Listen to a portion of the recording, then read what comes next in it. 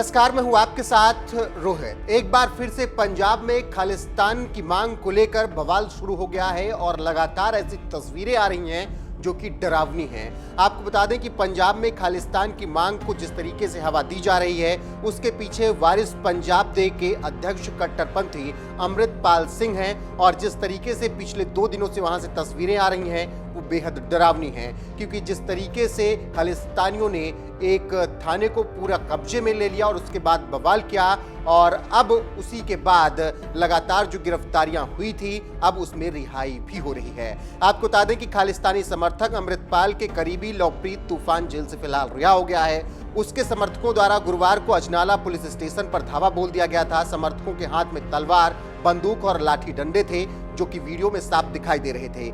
उस वक्त मांग की गई थी कि लवप्रीत को तुरंत रिहा कर दिया जाए। अब पुलिस ने फिलहाल उसे छोड़ दिया है। इसके संकेत कल ही मिल गए थे कि लवप्रीत को जल्दी छोड़ा जाएगा, क्योंकि जिस तरीके से खालिस्तानी समर्थक एकजुट हुए थे और बवाल किया था, उसके बाद पुलिस और सरकार दोनों बैकफुट पर आ गई थी। जानकारी के लिए बता दें कि खालिस्तान समर्थक अमृतपाल सिंह और उसके समर्थकों पर चमकौर साहिब निवासी वरिंदर सिंह को अगवा और मारपीट करने का आरोप लगा था और वरिंदर सिंह ने अपनी शिकायत में पुलिस को बताया था कि अमृतपाल सिंह के साथियों ने उसे अजनाला से अगवा कर लिया था और एक अज्ञात स्थान पर ले गए जहां उसकी बेरहमी से पिटाई की गई। शिकायत पर पुलिस ने अमृतपाल सिंह और समर्थकों पर केस दर्ज किया। इस मामले में पुलिस ने अमृतपाल के करीबी लवप्रीत तूफान को हिरासत में लेकर पूछताछ की थी, लेकिन जब लवप्रीत को हिरासत में लिया गया उसके समर्थक भड़क गए और उन्होंने थाने का ही घेराव कर लिया। हालात ऐसे बन गए कि पुलिस फोर्स कम पड़ गई और समर्थकों ने जमकर बवाल काटा।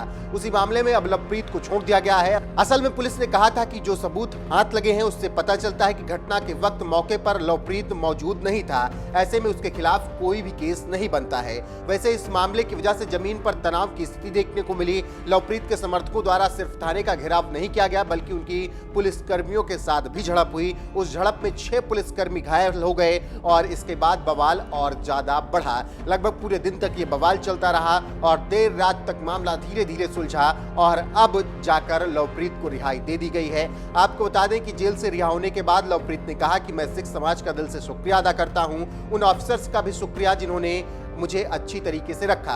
वैसे इस दौरान वारिस पंजाब दे के प्रमुख अमृतपाल सिंह ने कहा कि हम खालिस्तान के मामले को बहुत ही शांतिपूर्ण तरीके से आगे बढ़ा रहे हैं। जब लोग हिंदू राष्ट्र की मांग कर सकते हैं तो हम खालिस्तान की मांग क्यों नहीं कर सकते। अमृतपाल ने कहा कि दिवंगत पीएम इंदिरा गांधी को खालिस्तान का विरोध करने की कीमत चुकानी पड़ी थी। हमें कोई नहीं रोक सकता, चाहे वो पीएम मोदी ही क्यों ना हो, अमित शाह ही क्यों ना हो या फिर भगवंत मान ही क्यों ना हो।